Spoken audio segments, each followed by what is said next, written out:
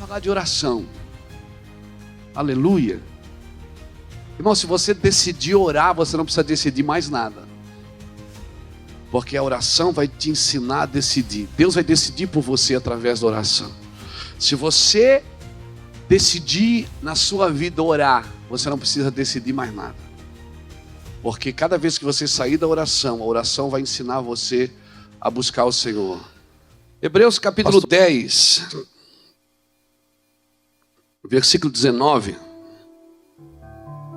diz assim: portanto, irmãos, tendo ousadia para entrar no Santo dos Santos pelo sangue de Jesus, pelo novo e vivo caminho que Ele nos consagrou pelo véu, isto é, pela sua carne, e tendo grande sacerdote sobre a casa de Deus, cheguemo-nos com verdadeiro coração e plena certeza de fé, tendo o coração purificado da má consciência e o corpo lavado com água limpa. Guardemos firme a confissão da nossa esperança, pois fiel é aquele que fez a promessa. Consideremo-nos uns aos outros para nos estimularmos ao amor e às boas obras. Aleluia. Louvado seja Deus. Eu gosto muito do livro de Hebreus, queridos. Hebreus para mim é a graça explicando a lei. E para quem acha que viver na lei era mais difícil, não, eu acho que viver na graça é muito mais difícil. Porque a graça é experimental. Só consegue explicar a graça quem está inserido nela, quem vive ela. Graça é totalmente experimental, amém? Senhor, nós te adoramos nessa noite. Glorificamos o teu santo e bendito nome. Obrigado por estar conosco. Obrigado por nos trazer até aqui. Obrigado por guardar a nossa casa e por nos trazer são e salvo para essa reunião, Deus. Nós nos submetemos a esse ambiente de glória, nos submetemos ao ambiente do Senhor, ao ambiente da revelação da Tua palavra. Senhor, em nome do Senhor Jesus Cristo, leva-nos em lugares que o nosso coração ainda não foi. Nós temos carência de Ti, temos carência de um avivamento, temos carência de um despertar da Tua glória, Senhor. Senhor, por favor, pega a gente por dentro, Deus. Por favor, Pai, pega a gente por dentro. E nós prometemos te dar toda a honra e toda a glória. Devolvemos a ti tudo que o Senhor deu a nós. Que o teu nome seja glorificado nas nossas vidas. Damos uma voz de comando às regiões celestiais, Senhor.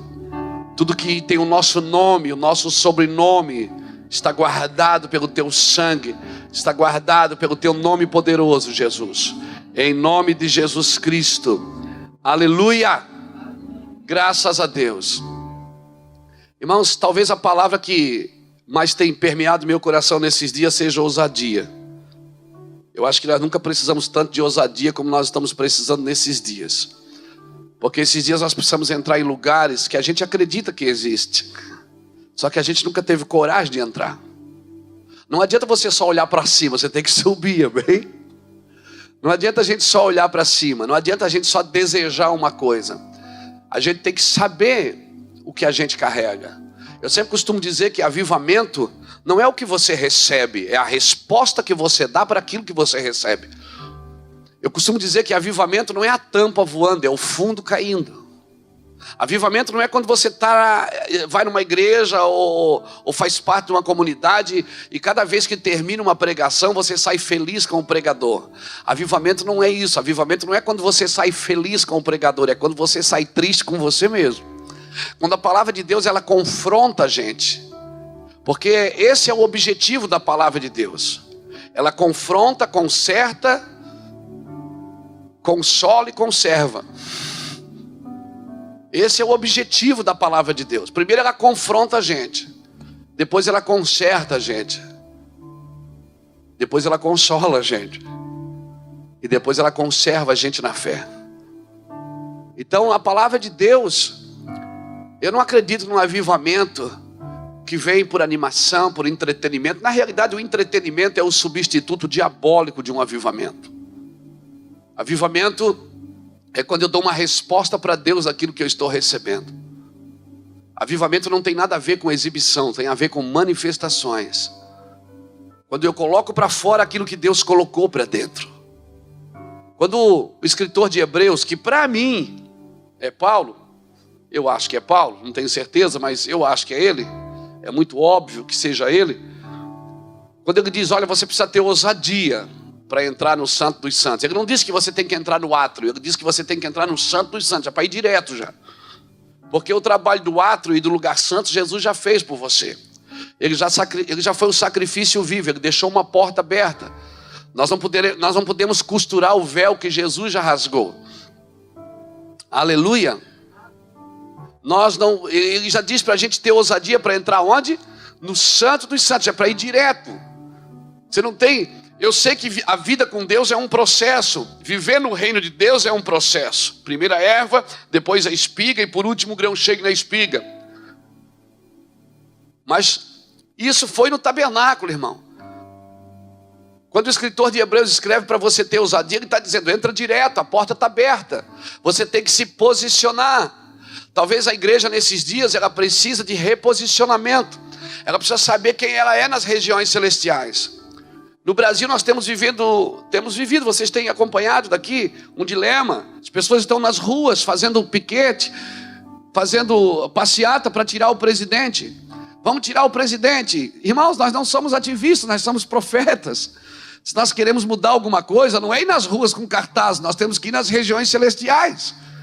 A igreja está posicionada aqui nas regiões celestiais. Você não vai vencer nenhuma guerra na terra sem vencer nas regiões celestiais. Quem domina as regiões celestiais vai dominar os territórios, amém?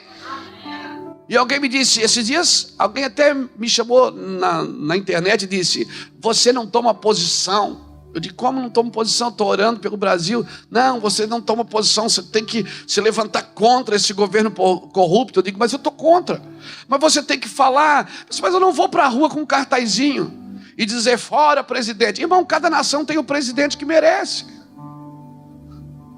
Eu disse, o presidente é assim porque a igreja não é santa. Se a igreja for santa, nós colocamos e tiramos qualquer presidente através da oração. Ah, mas... irmãos, quem governava a Babilônia era Nabucodonosor, mas quem tinha autoridade era Daniel. Um dia todo o governo se dobrou a Daniel. Até Nabucodonosor disse, ninguém adora outro Deus aqui, a não ser o Deus desse cara aqui. Então não importa quem está sentado na cadeira, importa quem está nas regiões celestiais, clamando pela sua nação. O que eu quero dizer com isso? Eu quero dizer com isso que não adianta nós nos posicionarmos na terra sem a gente se reposicionar nas regiões celestiais. As guerras são vencidas aqui em cima, irmãos.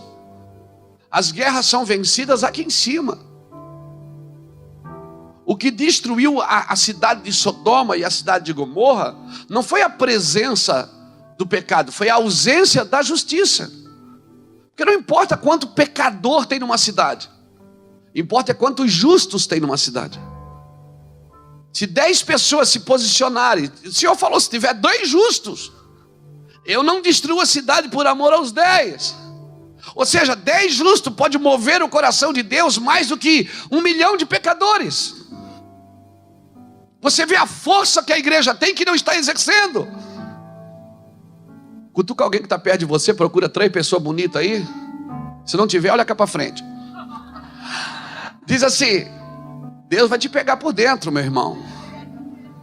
Deus está reposicionando a sua igreja na terra. Diga, Deus está reposicionando a sua igreja na terra. Deus está reposicionando a sua igreja na terra. A igreja precisa saber o que ela carrega, amém? Eu gosto muito de uma palavra do exército. Como é o nome do homem que fundou o exército da salvação? William Bolt, acho que é William Bolt. Ele diz uma coisa interessante. Ele diz assim, que é melhor você, quando você vai orar, falar com Deus, é melhor você ter um coração sem palavras, ficar em silêncio, do que você ter palavras sem um coração. É melhor você saber o que você está falando, porque é melhor você ir ficar quieto lá, ficar com Deus, contemplando. É melhor do que a gente falar sem entender muitas vezes o que Deus quer que a gente realmente fale. Orações, irmãos, não é para dar conselho para Deus. Orações não é para dizer o que Deus tem que fazer, como se Ele não soubesse o que fazer. E além, tem gente que além de dar conselho para Deus, ainda põe Deus na parede. O Senhor tem 15 dias para me abençoar, porque o pastor falou que eu posso fazer prova do Senhor. Não, irmão, Deus não precisa ser provado. Ele é justo e sincero e honesto. Quem precisa ser provado somos nós, querido. Aleluia. Nós é que precisamos ser provados. Oração não se trata de você falar com Deus. Oração é para conversar com Deus. É muito chato você estar num lugar que é só você que fala. É ou não é? Oração é para você ouvir a Deus. Porque quando Deus fala, Deus cria. Tudo que Ele criou pela sua palavra. Então às vezes eu tenho que ficar quieto e deixar Deus criar algumas coisas dele em mim. Por isso eu preciso deixar que Ele fale comigo. Aleluia. Então, quando o escritor de Hebreus diz: olha, tenho ousadia para entrar no Santo dos Santos pelo novo e vivo caminho, você tem que se posicionar para isso. Pastor, mas eu não tenho tempo de orar, porque eu estou muito ocupado, eu faço muitas coisas. Aí é que você precisava orar mais. Porque a maioria das coisas as decisões que você precisa tomar estão na oração. Se você passar um tempo com Deus, vai ter decisões que você não vai precisar tomar. Amém? Quando você sai da oração ali, 60%, 80% das suas dúvidas, das suas mazelas já estão resolvidas. Aleluia. Querido, se a oração não te fizer parar de pecar, o pecado vai te fazer parar de orar. Obrigado pelo seu amém evangélico. Aleluia! Se a minha oração não está me fazendo parar de pecar, o pecado vai me fazer parar de orar. Alguém vai vencer essa luta. E eu prefiro que o Espírito vença. Porque o Espírito ele não tem sentimentos, ele tem convicções. Eu estava essa semana ministrando num lugar, quando eu terminei, um jovem me procurou e disse assim: pastor, qual é o segredo? Eu digo: não coma semente. Não coma semente, porque Deus dá pão para o que come, mas dá semente para o que semeia. E eu não estou falando de dinheiro, eu estou falando de semente. Semente na sua vida. Você é uma semente. Você acredita que você é uma semente? Então não se preocupe quando alguém quiser enterrar você. Porque semente para dar fruto tem que morrer mesmo. Agora, se você está buscando a Deus só por causa de você mesmo, então você não precisa morrer. Porque Deus dá pão para o que come, mas Ele dá semente para o que semeia. Então numa igreja sempre tem dois públicos. Tem os consumidores e tem os mantenedores. Os consumidores são aqueles que vão atrás do pão. Eles querem para eles. Os mantenedores não, eles querem receber para servir o próximo. Quando você quer comer, você vai num restaurante. Você vai lá, come, paga a conta e vai embora. Agora quando você quer fazer uma comida, você vai comprar e vai preparar a comida na sua casa, do seu jeito, da forma que Deus te deu. Irmãos, e nós precisamos. Eu não sei o que está acontecendo aqui na América, eu tenho orado bastante pela América, mas no Brasil eu estou vendo assim que Deus está fazendo algumas coisas. Deus está destronando algumas coisas. E é Ele que está fazendo, não somos nós. Esses dias eu estava numa conferência de pastor e eu falei para aqueles irmãos, eu disse: irmãos, a casa de Saul está caindo. E a casa de Davi está sendo levantada. Agora quando Deus levantar a casa de Davi, não é para a gente pisar em Saul, é para a gente dizer: tem alguém da casa de Saul para que eu possa usar de benevolência, para que eu possa abençoar a casa de Saul? Aleluia! O problema, sabe por que eu paro de orar e de buscar Deus e de ter ousadia para entrar? Porque eu acho que a oração perfeita é aquela que Deus responde com um sim. A oração perfeita não é a que Deus diz sim. Oração perfeita é aquela que Deus diz alguma coisa. Ou sim, ou não, ou espera. Porque o não de Deus também é uma oração perfeita. Se você quer construir o caráter de alguém, você vai dizer mais não do que sim sempre. Se você olhar nas leis de Deus, tem 365 nãos, um não para cada dia. Você passa o dia dizendo mais não para o seu filho do que sim, ou não é? Procure os psicólogos, pergunte para eles. Uma criança que só recebe sim, sim, sim, sim, vai virar um monstro. Então às vezes Deus tem que dizer não, para, chega. O não de Deus é um não curador, querido. Então essa é a oração perfeita. Quando Deus não faz nada, quando Ele diz espera, essa também é a oração perfeita. O problema é que quando a minha oração perfeita é aquela que Deus diz sim. Se Deus não disser sim, não disser sim, então pronto, Deus não está falando comigo. Na realidade Deus está falando, é que eu não quero ouvir não. Cutuca alguém que está do seu lado, diga, tem ousadia para entrar. Está aberta a porta. Essa porta está aberta, irmão. Jesus já escancarou essa porta para você. Aleluia. Nós precisamos nos posicionar. Agora o que nós vamos fazer? Nós vamos para a igreja pensando em nós. Nós vamos para a igreja pensando em nós. Cada dia nós temos um culto para alguma coisa. Nós temos o culto que nos dá a vitória, nós temos o culto que nos abençoa, nós temos o culto da cura, nós temos o culto da prosperidade. Eu espero que sobe algum dia para cultuar a Deus. Porque do jeito que está, nós estamos mais cultuando as pessoas do que a Deus. Irmãos, nós precisamos nos posicionar em oração. Deixa Deus trabalhar. Aleluia. Eu estava lendo um livro, faz umas 2 semanas atrás, muito interessante, fala do favor de Deus, que um pai e um filho foram no mercado, enquanto o pai estava fazendo compras, o filho ficou na frente do balcão de doces, das balas, dos pirulitos, e ficou ali extasiado com um pote de bala que tinha, assim, bala caramelizada. E o dono do mercado percebeu, chamou o menino e disse, filho, põe a sua mão ali, pega, pode pegar para você, pega ali. Ele disse, não vou pegar não. Meu pai não está aqui. Ele disse, pega, pode pegar, eu estou dando para você. Ele disse, não, meu pai não está aqui, não vou pegar não. Daqui a pouco o pai chega com o carrinho do mercado, o homem disse, olha, eu falei para o seu filho pegar a bala, ele não quer pegar até o senhor chegar. E o pai disse, pega meu filho, ele está dando. Ele disse, pai, pega você. Ele disse, não filho, ele está dando para você, pega você. Ele disse, não pai, pega você que a sua mão é maior.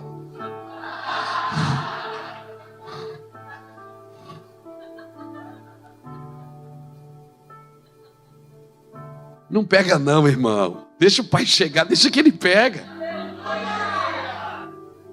Tem coisas que nós queremos e nós queremos do nosso jeito. E a gente perde o melhor de Deus porque toma decisão na carne. Nós vamos decidindo, amém? Nós queremos trazer a arca para a nossa casa e a gente faz que nem Davi, faz de qualquer jeito. Vai lá e constrói um carro de boi e traz. E aí as pessoas vêm morrendo no caminho e a gente não se dá conta que a gente está matando pessoas no caminho por uma coisa que a gente deseja muito.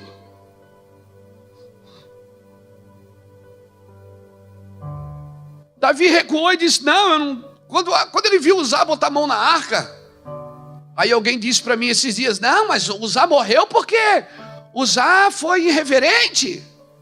Eu disse, não, irmão, irreverência não mata. Mata sim, pastor. Eu digo, rapaz, se irreverência matasse, os nossos cultos terminariam em velório. Tinha que parar o carro, tinha que parar a ambulância na porta de cada igreja. Irreverência não mata não, querido. O que está matando é a irresponsabilidade. Davi, quando viu que Uzá morreu, ele foi embora, deixou a arca, deixou tudo. Já não quis mais. Aí tinha um homem lá, Obed-Edom levantou a mão e disse, se ninguém quiser esse negócio aí, deixa lá em casa. E a arca foi para a casa dele como? O mesmo objeto, numa casa causa velório, na outra causa prosperidade. Como que a glória faz mal para um e faz bem para os outros, no mesmo ambiente? O problema não está na arca, não está na glória, está em quem carrega ela, irmãos.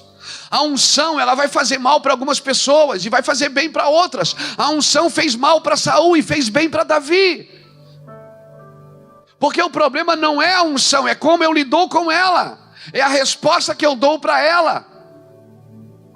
A arca matou o filho de Abinadab, mas na casa de Obed-Edom ela estava abençoando sua família. E depois ela sozinha foi colocada na frente do templo de Dagon, na frente da estátua. Dagon caiu, sem cabeça, sem braço. O problema não está na glória de Deus. O problema está sempre em quem carrega a glória, o recipiente que leva essa glória. Aleluia!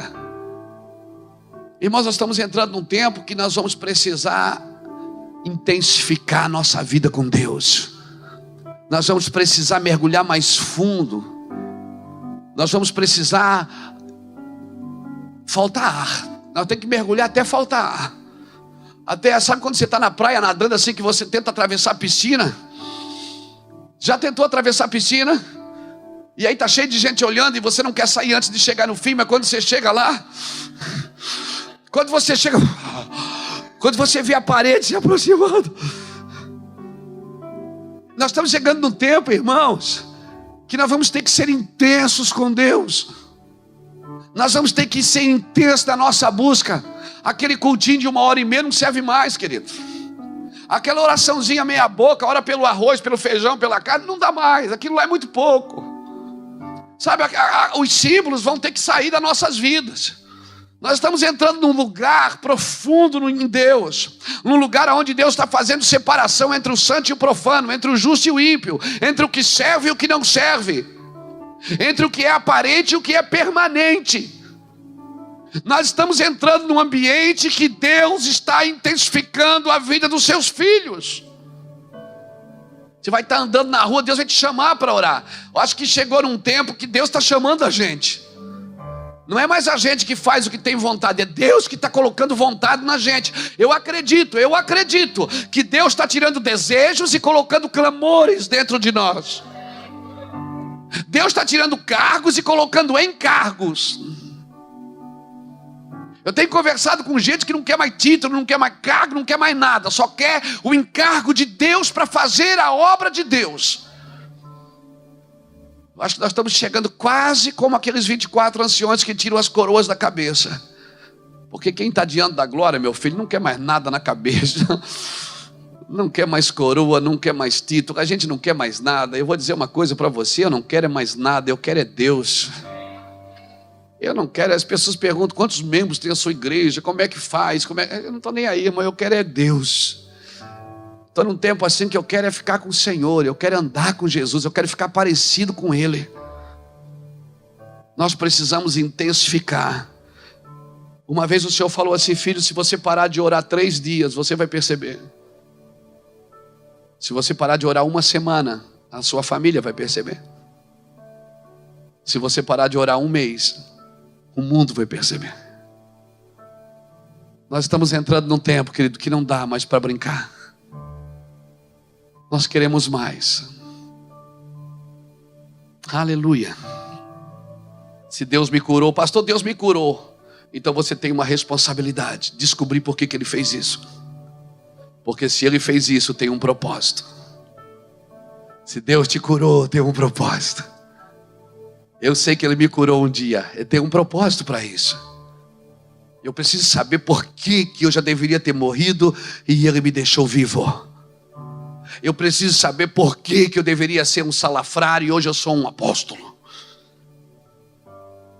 Eu preciso descobrir o porquê que Deus mudou a minha vida. Tem um propósito para isso. E o mundo espera ardentemente isso, irmãos.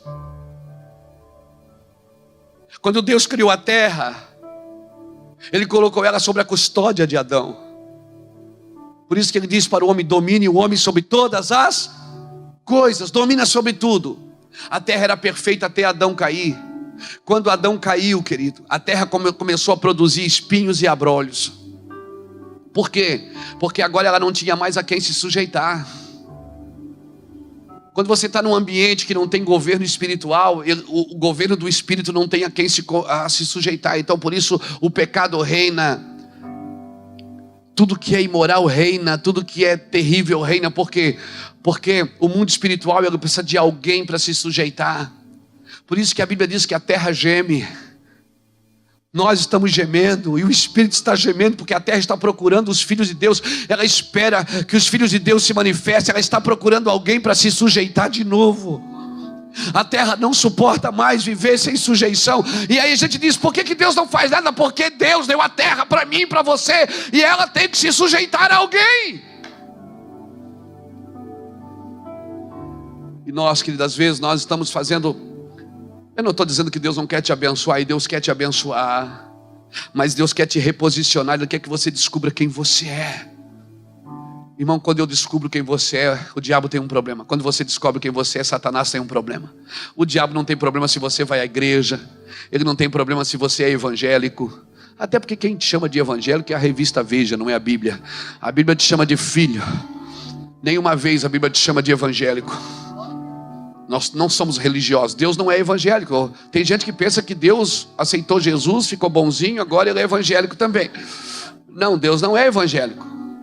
Assim como ele não é católico, ele é santo. Aleluia. Você não pode se achar que está dentro de uma religião e ponto. Não, Deus, ele não tem uma religião, e Deus é santo. Aleluia. Nós vamos criando religiões. Nós vamos criando padrões para buscar a Deus. Padrões. Deus não tem um padrão. A terra está procurando a quem se sujeitar, querido. As catástrofes estão procurando a quem pare isso.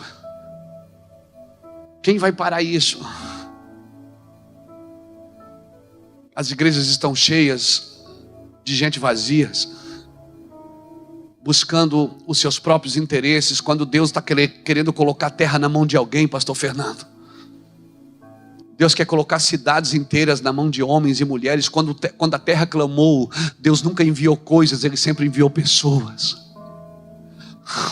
Quem sabe você é a resposta de uma cidade, querido. Oh meu Deus.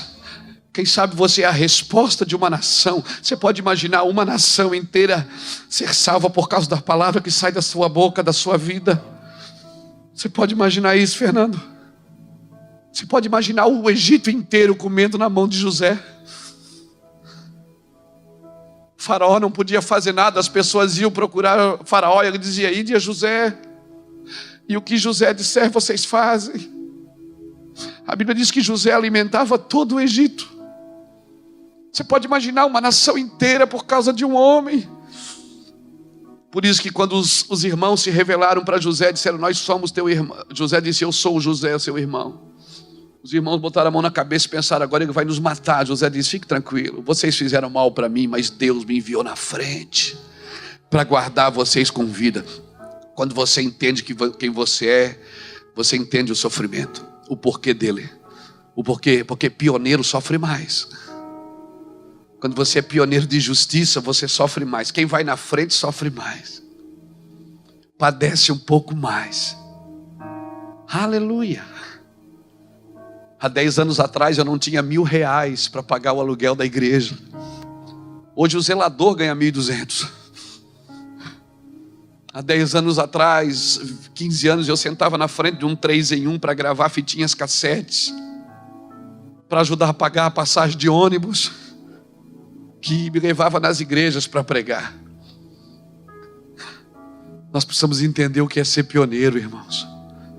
Hoje tem 74 pessoas em tempo integral lá na igreja.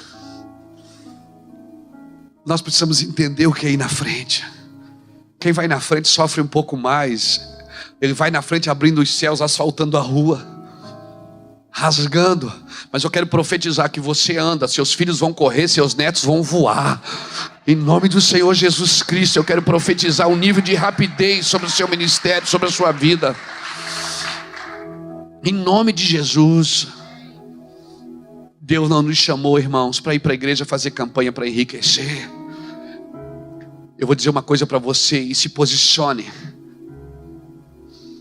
Se você se posicionar em Deus, você só vai precisar de 2 retrovisores para olhar as coisas que vão começar a correr atrás de você. Meu Deus, alguém levante a mão e diz, sou eu, pastor. Sou eu mesmo esse homem aí. Se você se posiciona em Deus, você só precisa ter 2 retrovisores para olhar, para ver as coisas que vão alcançar você. Elas vão querer estar com você. Pessoas vão querer estar onde você está para te ouvir. Pessoas vão lá para te abençoar. Pessoas vão atravessar países para saber o que é que deu certo com você. Talvez você nunca administrou nada na sua vida. Nunca. E agora Deus colocou coisas da sua vida para administrar. Esses dias alguém me perguntou: pastor, o que é mais espiritual? Ser pastor ou ser empresário? Eu digo: quem te deu essa empresa? Ele disse: foi Deus. Eu digo: então, filho, tudo que Deus dá é espiritual. Eu disse mais para ele: tem empresário que foi Deus que deu a empresa, e tem pastor que não foi Deus que deu a igreja. Tudo que Deus dá é espiritual. Mas pastor, será que eu não vou estar espiritualizando? Irmão, o espiritual espiritualiza, o carnal carnaliza. Se você é espiritual, tudo que passa pela sua vida tem que ser espiritual. Passou uma borboleta na minha frente, peraí, tem alguma coisa, né? Tem um mistério.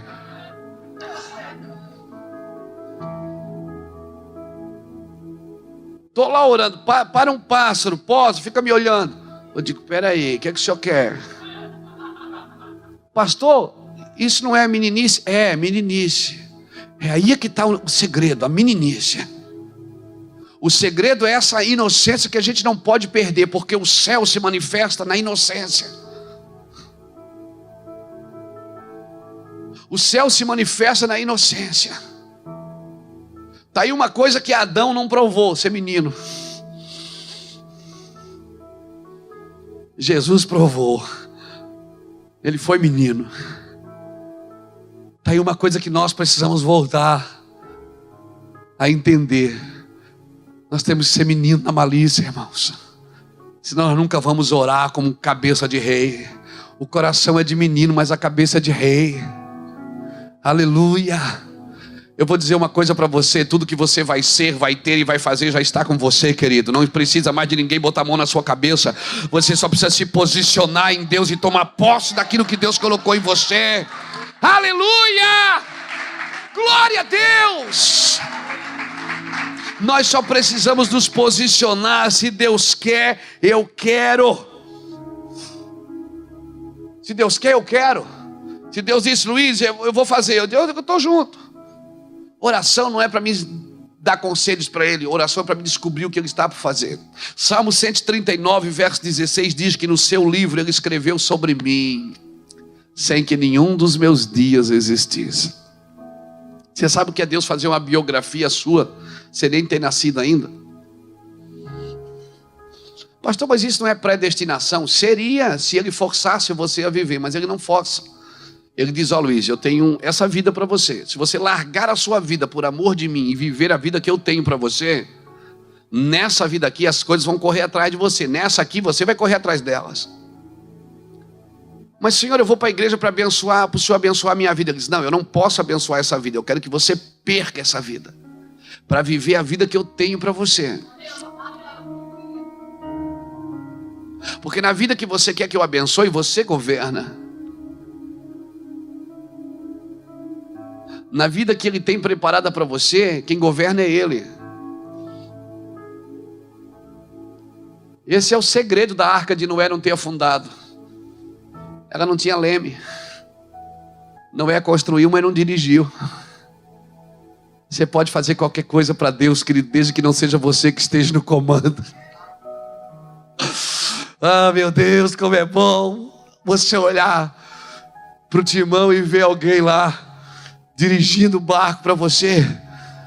Como é bom, querido, você olhar, você faz uma burrada, faz uma besteira, e de repente você olha para dentro de você e diz: oh Deus, me perdoe. Ele diz: deixa que eu vou resolver isso, sai da frente, cabeção, deixa que eu resolvo para você.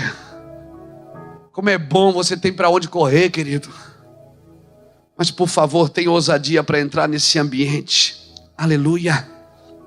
Ousadia para entrar no Santo dos Santos, pelo novo e vivo caminho. Cheguemos com o coração verdadeiro, com a certeza de fé, com a consciência purificada, com o corpo lavado pela água, guardando a condição da nossa esperança, e mais, respeitando os irmãos e estimulando os irmãos em amor e em boas obras. Irmão, é fácil demais. Está fácil demais servir a Cristo. Nós aqui estamos complicando as coisas. Aleluia. O problema é que nós temos dificuldade de viver fora da obrigatoriedade. A graça, ela isenta você das obrigações, mas não tira a responsabilidade de você. Jesus chegou, um dia uns fariseus perguntaram para Jesus, para Pedro: o teu mestre não paga tributo? Jesus pergunta: Pedro, quem deve pagar o tributo? Os filhos ou os estrangeiros? Pedro disse: os estrangeiros. Ele disse: os filhos estão isentos então? Estão isentos. Aí Jesus pega uma moeda e diz: vai lá, dá para eles, paga eles lá, para que a gente cumpra toda a justiça. João Batista, ele entra na água. João Batista: convém que eu seja batizado. Ele disse: não, você tem que me batizar, para que se cumpra toda a justiça. Porque a graça, irmãos, ela não vive na obrigatoriedade, ela vive na responsabilidade. Ela sabe que ela está isenta. Eu sou livre para fazer ou não fazer, mas eu escolho fazer. Na graça nós somos livres da obrigatoriedade, mas não somos livres da responsabilidade. Eu não sou livre de cumprir o princípio. O filho está isento, mas não está isento da responsabilidade. Ele faz porque ele é filho. Ele não faz porque tem uma obrigação. Havia uma necessidade de salvar o mundo, mas Jesus não entrou na terra para salvar o mundo por necessidade. Porque Deus não se move por necessidade. Deus se move por amor. Ele amou o mundo de tal maneira que deu o seu filho. Irmão, se eu perguntasse para você, qual era o propósito de Deus, Isaac ou Ismael? O propósito de Deus era Isaac ou Ismael? Isaac. Agora, Deus deixou de abençoar Ismael? Não deixou. Porque nós temos as coisas permitidas por Deus e as coisas planejadas por Deus. O plano original de Deus era Isaac. Agora Ismael foi o que Deus permitiu. Ele abençoou também. Agora a Bíblia diz que para Isaac ele deu tudo. Para Ismael ele deu presentes, como deu para os outros filhos que ele teve com Quetura, né? Ele deu presentes para esses filhos, mas para Isaac não, ele deu tudo. Irmão, quando Deus tem que te abençoar, a bênção não sinaliza o propósito. Nem sempre que Deus está te abençoando, Ele está dizendo que Ele está te aprovando. A bênção não sinaliza o propósito. A bênção sinaliza a misericórdia. Porque Deus não tem o plano B, Ele só tem o plano A. Deus não olhou para você no berço e disse: uau, nasceu João, e agora? Eu vou fazer isso com o João, se não der certo, aí eu faço aquilo. Não, Deus não improvisa. Ele tem um plano original. Eu sei os planos que eu tenho para vós. No seu livro ele escreveu sobre mim sem que nenhum dos meus dias existisse. Ele tem um plano original, ele tem um plano perfeito. Mas todas as vezes que eu saio do plano original, então ele cria um plano adicional para me trazer de volta para o plano original. A ideia de Deus é que eu viva o propósito dele, aquilo que ele desenhou sobre mim, aquilo que ele planejou sobre mim. O problema é que eu tenho que abandonar a minha vida. Se Deus tem que te abençoar sempre, sabe o que significa? Que você está fora do propósito. Porque quando você está no propósito, Deus não precisa te abençoar sempre. Ele te usa para abençoar os outros. Você vai ser um canal de justiça onde Deus te plantar. Se Deus está tendo que te abençoar, mas Deus está me abençoando, então aí o que é que a gente entende? Se Deus está me abençoando é porque eu estou fazendo a coisa certa. E Deus diz: não, eu estou te abençoando por misericórdia, não é por propósito. Você está entendendo como a igreja precisa voltar? Você está entendendo como a igreja precisa voltar para o plano original de Deus? Nós éramos para estar abençoando o mundo. Você está entendendo? Nós éramos para estar abençoando o mundo. Onde deu uma catástrofe, deu lá. A igreja era para estar lá enfiada, abençoando e pagando as despesas. Mas hoje nós não pagamos nem a marcha para Jesus, irmão. Quem paga é a prefeitura, que é para Jesus. Aí você me diz o quê? Que autoridade uma igreja dessa tem para entrar no mundo espiritual e reivindicar a autoridade no mundo do espírito? Não tem nenhuma. Nós precisamos voltar a ter ousadia para entrar no Santo dos Santos, pelo novo e vivo caminho, pelo sangue da nova aliança. Jesus deixou uma porta aberta, Jesus foi lá. O que Adão perdeu, Jesus reconquistou e devolveu para o homem. Só que o homem está na igreja, abrindo porta para ele. Nós precisamos abrir porta no mundo espiritual, querido. Aleluia, nós podemos mudar. Você pode mudar um bairro, você pode mudar a faculdade que você estuda. Meu Deus, você já pensou nisso? Você pode criar uma mudança sobrenatural naquele lugar. Daniel sozinho na Babilônia, com uma janelinha aberta para Jerusalém, ele mudou a mentalidade. Houve uma mudança de paradigma na Babilônia, enquanto Nabucodonosor governava. Mudou de rei 3 vezes na Babilônia, e Daniel continuava com o mesmo caráter. Você lembra? 3 vezes mudou de rei. Nabucodonosor, Belsazar, seu filho, depois o rei Dario. Mudou de governo, entrou governo, saiu governo, e Daniel cada vez mais intenso em Deus, mais puro. Um dia o dedo escreveu na mão, na parede, você lembra disso? Menem, Menem, Tekel, Parsi. Belsazar se embebedando com os utensílios da casa do Senhor. Ninguém sabia decifrar. A rainha mãe disse: tem um rapaz aí, que na época do teu pai ele era terrível.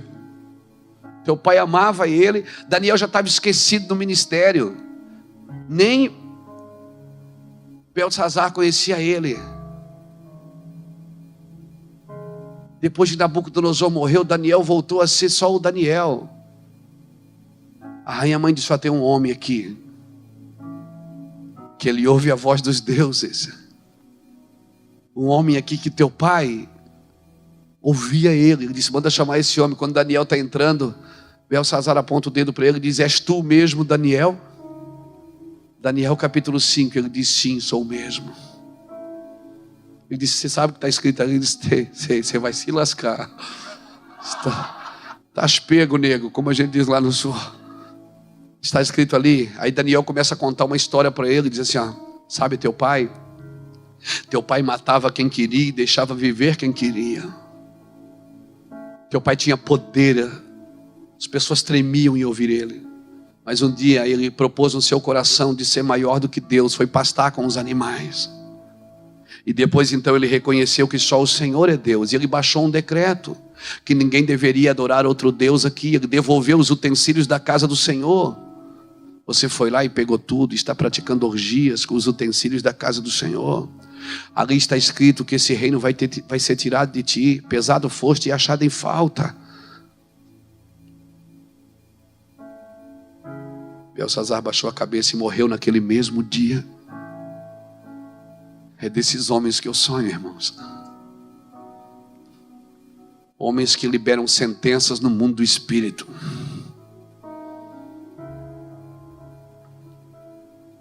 Homens que liberam sentenças que vão mudar a história no mundo do espírito.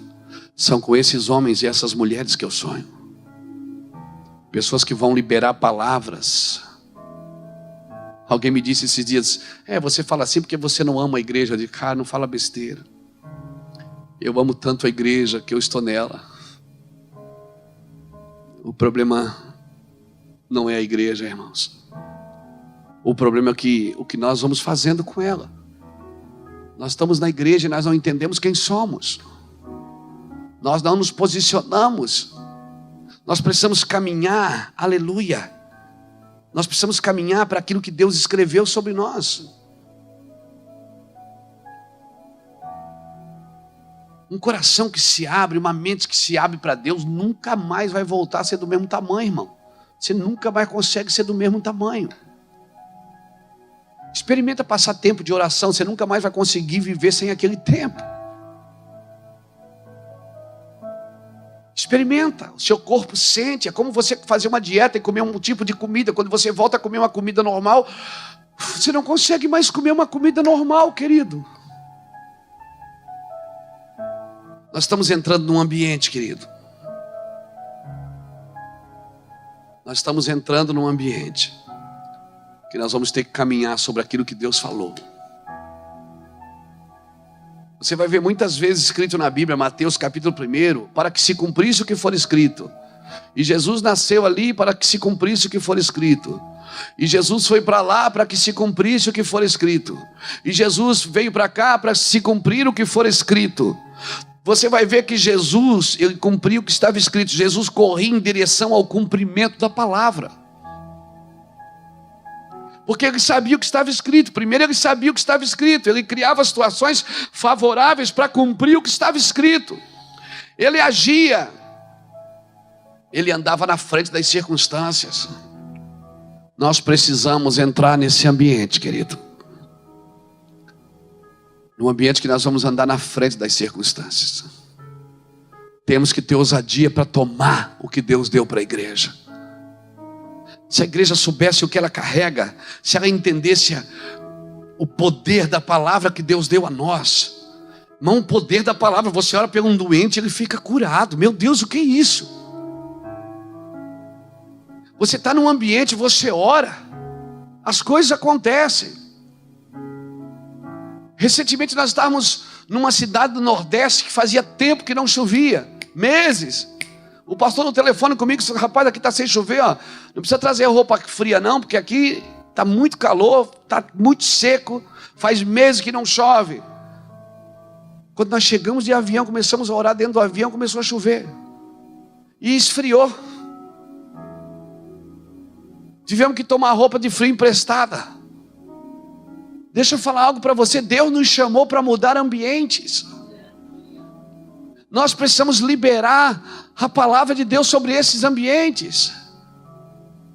A geração de Elias está se levantando. Irmão, a geração de Elias não é só que manda fogo no altar, não. É que fala e as coisas acontecem. Que libera sentenças proféticas, amém?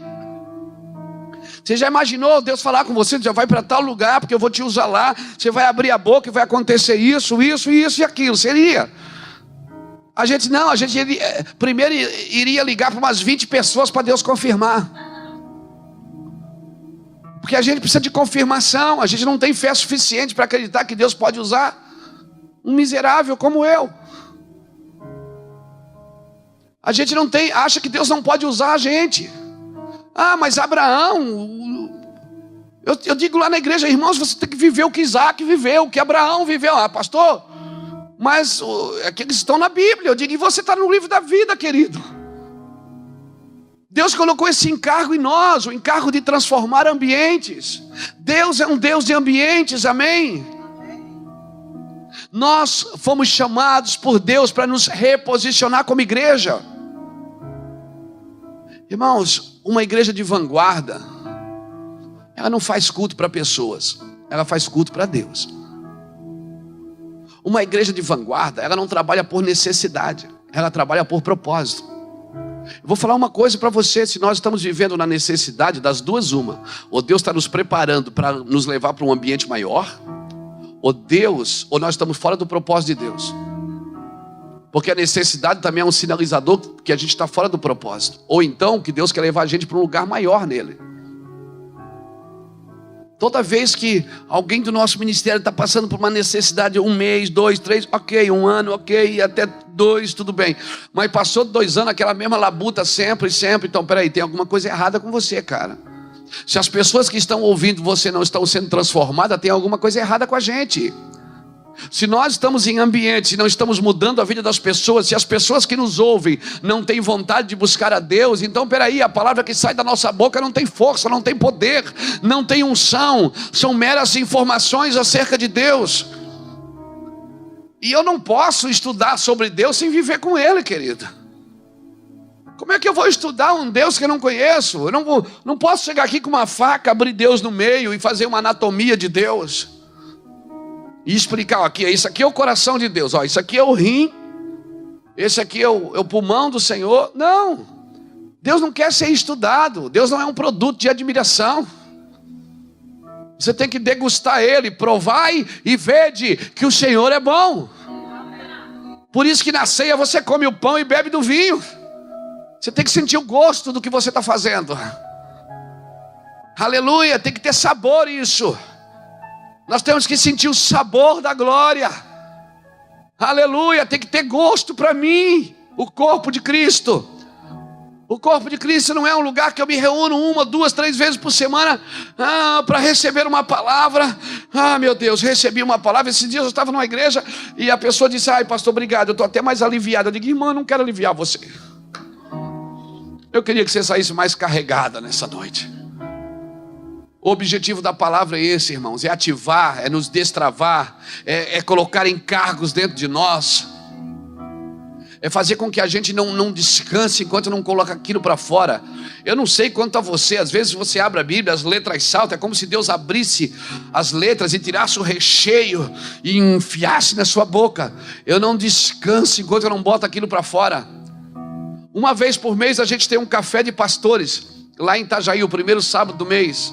Vem pastor do Brasil inteiro, há 14 anos.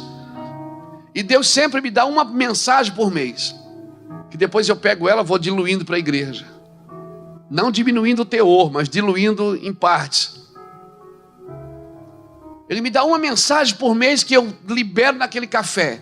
Bom, pergunta a minha esposa: na noite do café eu nem durmo direito, porque eu fico carregado. Eu quero botar para fora. Eu queria que o café começa às 8 da manhã, às vezes 6 horas eu já estou de pé. Eu quero ir para lá, eu quero botar para fora. Naquele dia eu prego 3 horas, 4 horas. É uma doideira. Quando acaba também, sabe quando você vira o Hulk? Você já viu o filme do Hulk? O cara no domingo é o Hulk. Domingo ele está lá dando pau, liberando palavra profética. Na segunda-feira está só com a bermudinha rasgada. Foi. Pastor, é mais ou menos assim. A gente, quando está na hora da revelação, diz: meu Deus, que coisa maravilhosa, que é isso? Nem a NASA sabe disso. Acabou, irmão, todo mundo deu glória, caiu na unção e expulsou demônio. E, meu Deus, foi tremendo. Acabou o culto, você volta para casa. Aí toca aquela musiquinha triste do David Banner, lembra do Hulk? Diminui a força, fica só a bermudinha rasgada, sem camisa. Mas esse é o segredo do ministério. É o segredo do evangelho. A gente não é pecado ser gente. Nós somos gente, amém? Somos pessoas. Temos família, temos filhos, temos netos, temos dores. Essa é a beleza do corpo, mas nós precisamos ter isso que o Senhor está falando aqui nessa noite, essa ousadia para entrar, porque já está aberto. É o santo dos santos. Você não precisa fazer todo o caminho que fazia no átrio, o átrio, o lugar santo, o santo santo. Não, já entra direto, sai correndo, vai para o abraço, está aberto. Jesus já passou pelo altar, ele já virou o sacrifício, ele já passou pelo lugar santo, o santo dos santos, o véu já foi rasgado. É só você entrar por esse novo e vivo caminho e se reposicionar em Deus, saber quem você é como igreja. Irmão, se tem um cara que me chama a atenção na Bíblia, é Davi, um homem de paz. Um homem de paz. Davi foi o maior guerreiro da Bíblia, mas só homem de paz pode entrar em guerra. Davi, quando guerreava com pessoas, ele pegava a espada e ia para cima. Quando ele guerreava com demônios, ele soltava a espada, pegava a harpa e ficava ali tocando. Ele esquecia que ele tinha matado 100, 200. Ele estava ali adorando. O Senhor é meu pastor e nada me faltará. Aí no Salmo 144 ele escreve: bendito é o Senhor que adestra as minhas mãos para a peleja e os meus dedos para a guerra. Quando ele brigava com o homem, era a mão na peleja, na espada. Quando era com demônios, eram os dedos na guerra. Por isso que eu sempre gosto de ministrar com música. Eu estou aqui com a espada furando você, e ela está ali com os dedos na guerra.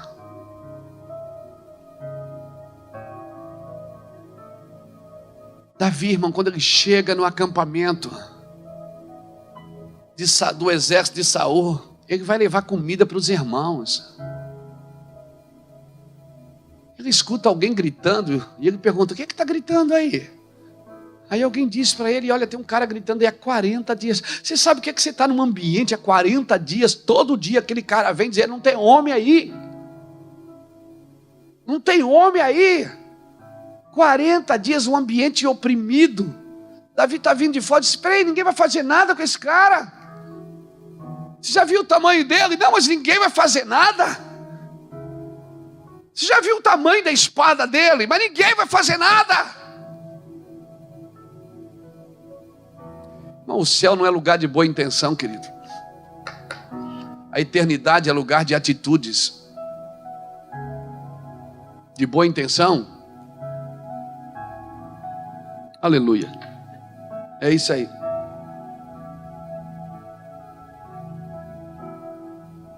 Aí ele disse: eu vou lá. Só que ele não foi. Primeiro, ele chamou alguém e disse assim: vem cá, quanto é que vai ganhar o homem que derrubar esse gigante? Aí o cara disse: o homem que derrubar esse gigante, ele vai casar com a filha do rei. Com a filha do rei? É. E não vai mais pagar tributo. Não, nem ele, nem a casa do pai dele. E ele vai ser muito abençoado. Ele disse: vê que nem o Roberto Carlos, esse cara sou eu. Não, é comigo, deixa comigo. O que eu aprendo aqui? Que não é pecado você calcular. Não é pecado você esperar a recompensa. Pecado é você não saber por que está lutando. Eu sei que tem recompensa, irmão. E eu também estou de olho nela. Eu sei que tem recompensa para quem andar, para quem pisar mais firme no chão, para quem chegar mais perto, para quem arriscar mais. Eu sei que tem. Eu não posso vir aqui na frente com o microfone e dizer: não, eu não quero nada. Eu quero sim. Eu sei que tem e eu estou a fim de pegar. Das duas uma, ou eu olho para a recompensa ou eu olho para o gigante.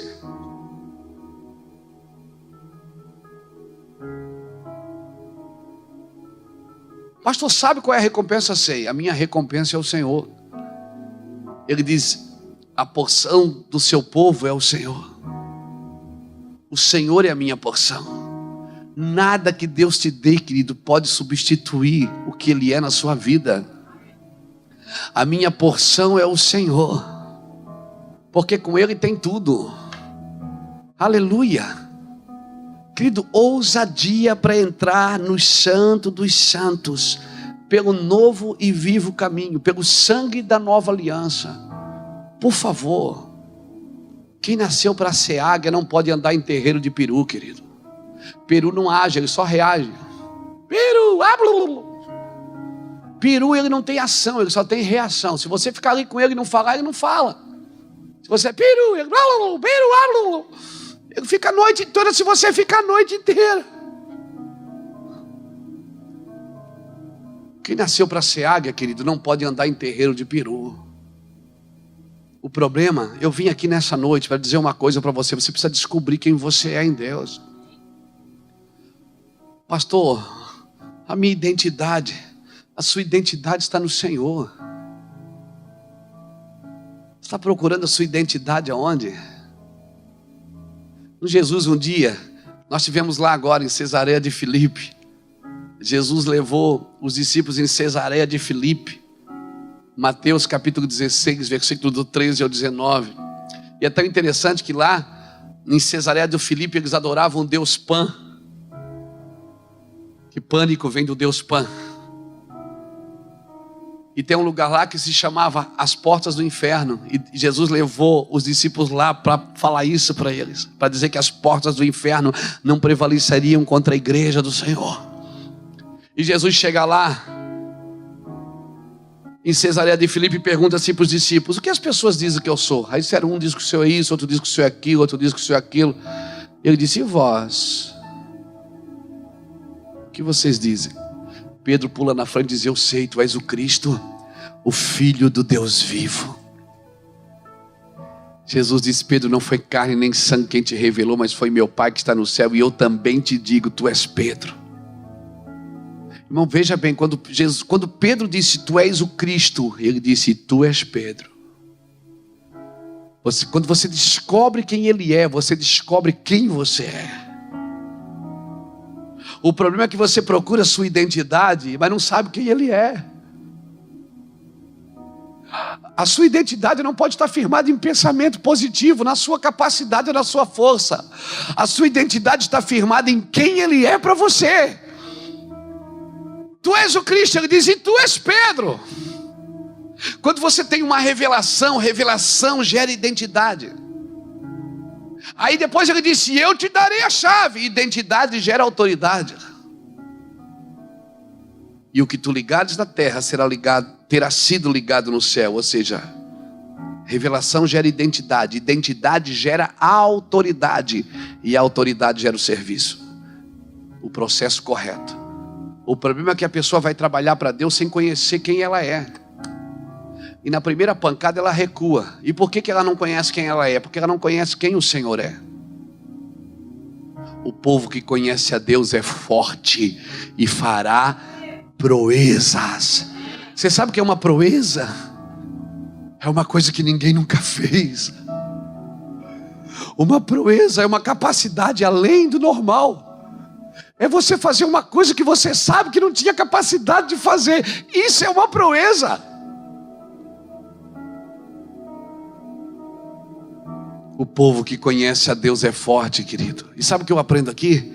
Que Deus não te deu fé para confiar nele, Ele te deu fé para conhecê-lo. Não adianta você confiar num Deus que você não conhece. Porque quando Ele dizer não, você vai achar que a sua oração não foi respondida. Mas se você o conhece, quando Ele diz não, você diz amém, Pai. O seu não é melhor do que a minha vontade. Eu sei que eu te conheço. Eu sei que o Senhor é um Deus protetor. Se o Senhor está dizendo não, eu fico com o teu não, Senhor. O teu não para mim é refrigério. Aleluia. Conhecer a Deus é tudo. Se eu conheço a Deus, eu me conheço. E sabe qual é o bom de se conhecer? É porque eu nunca mais vou me comparar com ninguém. Porque eu não vou querer ser outra pessoa. E sabe qual é o bom de não se comparar com ninguém? É porque eu nunca mais vou ter que competir com ninguém. Porque a base da competição é a comparação. Se eu me comparo, eu vou querer competir. Mas se eu não me comparo, e por que eu não me comparo? Porque eu me amo, eu não vivo mais sem eu. Quando eu acordo, eu corro pro espelho para ver se eu estou ali. Porque eu me amo. Pensa num cara legal que se ama. E eu fico imaginando, se eu me amo, eu tenho capacidade de amar você. Porque eu tenho que amar você como eu amo a mim mesmo. Agora uma pessoa que não tem amor próprio vai ter amor ao próximo? Não vai. Ela pode amar esse próximo até ele ser menor do que ela. Se ele se tornar maior, ela vai começar a se comparar. E se ela se comparar, ela vai começar a competir. E se ela competir, já era, irmão. Acabou o relacionamento. Então, querido, conhecer a Deus é tudo. Pode entrar. Entra porque a porta está aberta. Entra porque você já o conhece. Entra porque o Senhor te chamou para isso. Aleluia. Eu sei que eu não tenho capacidade de fazer tudo que eu estou fazendo para Deus. Eu me conheço. Mas eu não tenho que fazer o que eu sei. Eu tenho que fazer o que Deus me chamou para fazer. Pastor, eu até gostaria de fazer se eu pudesse. Quer saber de uma coisa? Quando Deus te chama, você nunca está pronto para aquilo. Quando Deus te chamar para fazer alguma coisa, você nunca vai ter o recurso suficiente para isso. A capacidade suficiente. E essa é a verdadeira certeza que você tem, que foi Deus que te chamou. Porque só Ele acredita em alguém que não tem a capacidade de fazer. Oh meu Deus, como é bom ser aceito. Como é bom ser aceito. Você nunca mais vai se sentir rejeitado por ninguém, querido. Rejeição vai ser a opinião dos outros, não a de Deus. Ah, pastor, mas o senhor fala isso porque você não sabe. Eu nasci, estou rejeitado desde o ventre. Mas a sua vida não começou no ventre. Lembra, Efésios 1:4, a Bíblia diz que Ele me elegeu nele antes da fundação do mundo, para que eu fosse santo e irrepreensível diante dEle em amor, aleluia! Ele me elegeu. Não importa por onde você passou, onde você foi rejeitado, eu sei aonde você foi eleito. Então, se você quer fazer cura interior, não volta ao passado, volta à origem. Quer fazer cura, não volta para o ventre, volta para a origem. A sua origem é Ele. A sua origem é santa, é perfeita. A sua origem é poderosa, imaculada. E a sua origem, ela te elegeu, ela te escolheu. Não importa a forma que você chegou na terra. Você pode ser fruto de um estupro, de um incesto. Não importa. Você foi eleito por Deus. E isso basta. E quando você descobre essas verdades, nunca mais você vai se sentir rejeitado por ninguém. Você vai ter ousadia para entrar no Santo dos Santos. Porque você sabe que você não está sendo aceito pela sua capacidade, mas pelo amor dEle. Pelo amor dEle, eu sou aceito. Aleluia, quando eu entendi isso, irmão, acabou.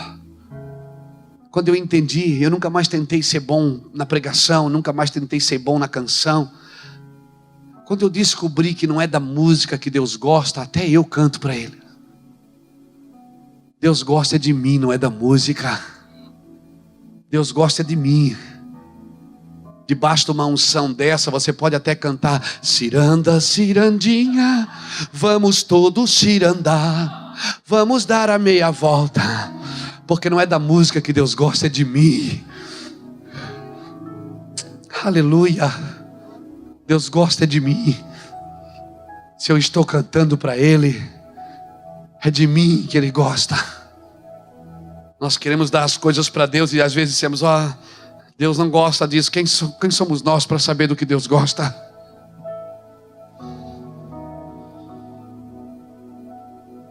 Por favor, você tem que se sentir aceito.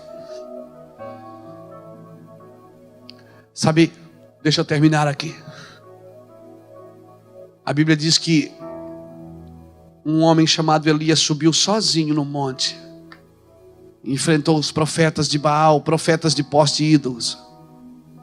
Sozinho ele orou e Deus respondeu com fogo. Sabe qual é o nosso problema, irmãos? É que nós queremos bater em Baal.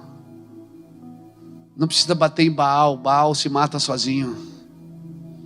Deixa eu te falar uma coisa. Nós estamos em guerras de altares. Eu confesso para você, deixa eu confessar um pecado. Está gravando isso, tá? Está na internet, é? Coisa linda, né?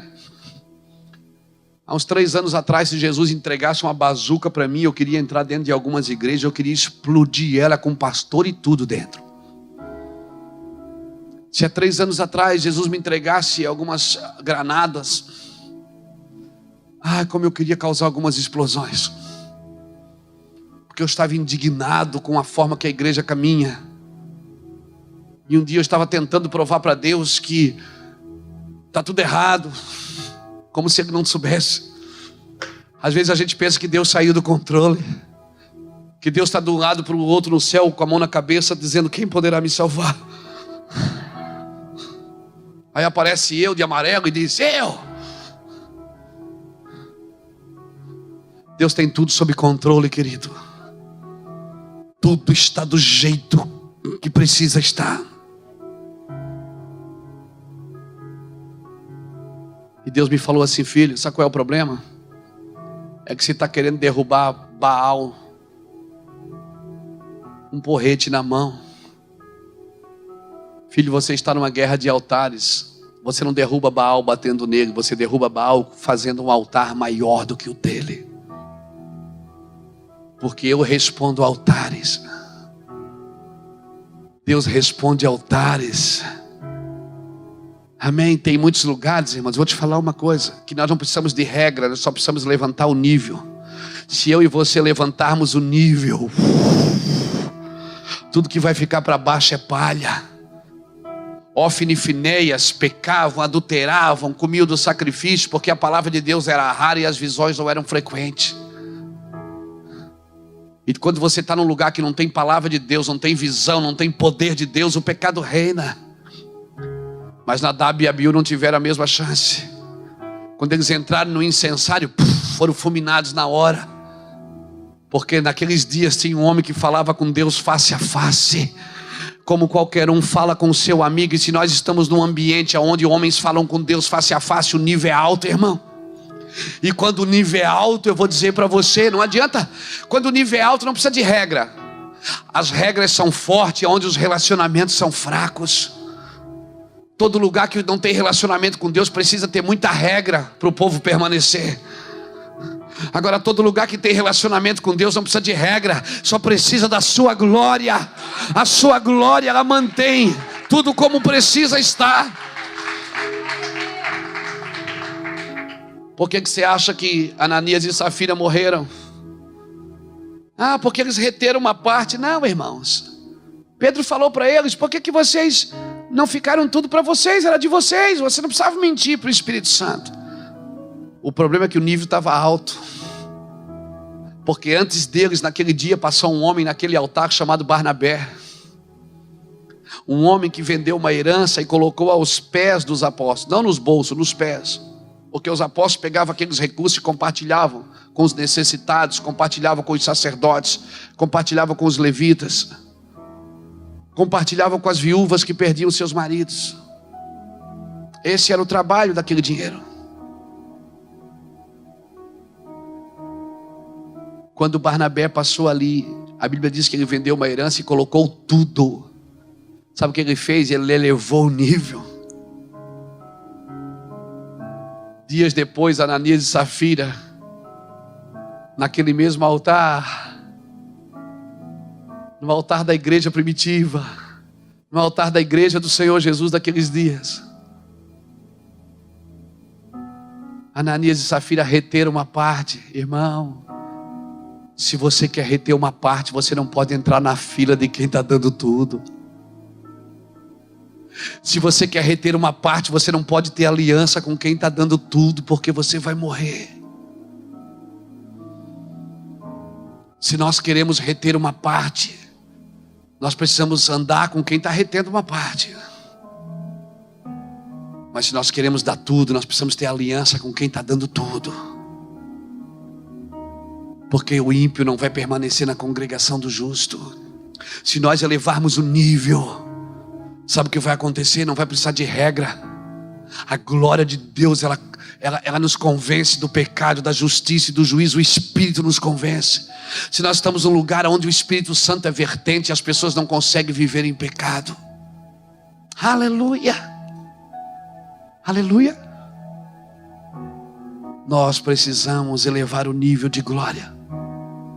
Nós precisamos elevar o nível de justiça. Por isso tenha ousadia para entrar. Levante o nível, irmão. Levante o nível. Seja intenso nas suas vidas, na sua vida, nas suas orações. Seja intenso. Naqueles dias, Elias derrubou Baal, mas logo em seguida saiu correndo de medo de Jezabel. Esses dias, irmãos, são dias que Jezabel fala de um sistema de controle e manipulação. Tem se levantado para tentar destruir a profecia. A Bíblia diz que Elias correu, sabe para onde ele correu? Para o monte de Deus. Você imagina, ele correu para Horebe, o monte de Deus, diz a Bíblia. E chegando lá, Deus olha para ele e diz: o que é que você está fazendo aqui, Elias?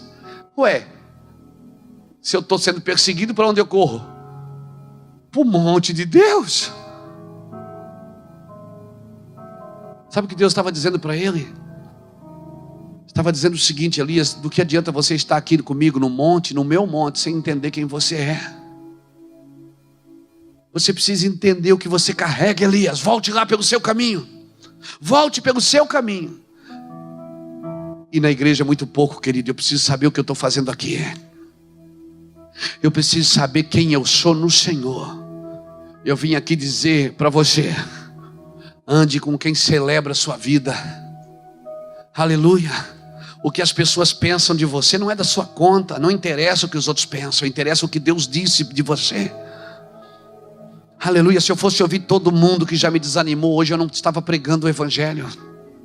Se eu fosse ouvir todo mundo que já me recuou, que já disse: você não tem, você nem para quieto, ó, seu ombro fica mexendo, porque você não para no lugar, a camisa. Você viu quantas palavras erradas você falou em português? Se eu fosse ouvir todo mundo que já disse: você não tem capacidade de fazer. Quando você ouve a Deus, querido, a palavra que vem para desanimar você, ela só serve de combustível. As palavras que vêm para retrair você, elas só servem de combustível. Aleluia. Eu vim aqui nessa noite com uma palavra profética para dizer ao seu coração: se posicione. Canaã é logo ali. Se posicione. Não adianta só olhar para cima, você tem que subir.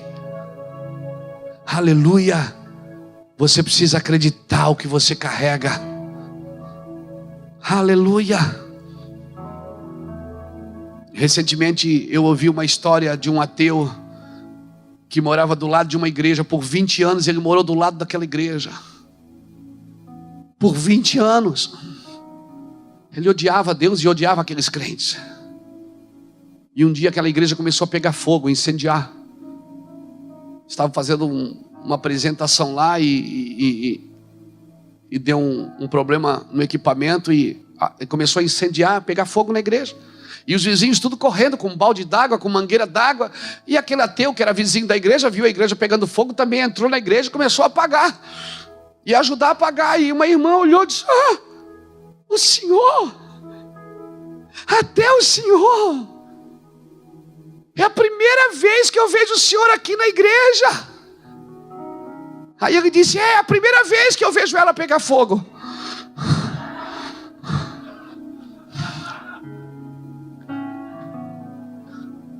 Eu não fui atraído por causa da igreja, eu fui atraído por causa do fogo.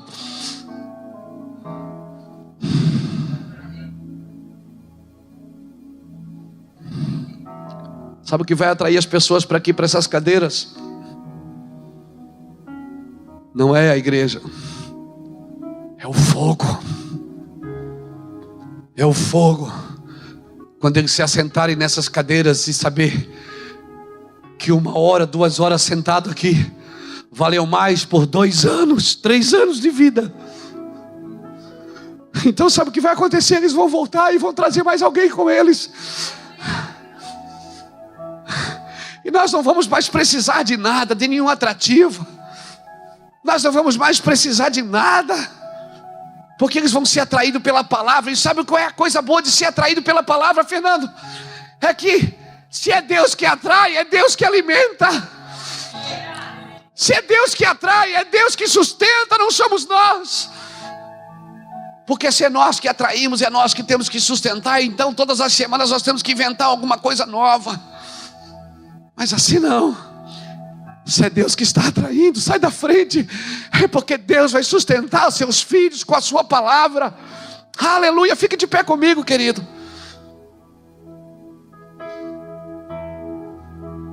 Aleluia. Entra aí, meu irmão. Entra, porque a porta está aberta. Não corra para o monte de Deus. Às vezes o nosso zelo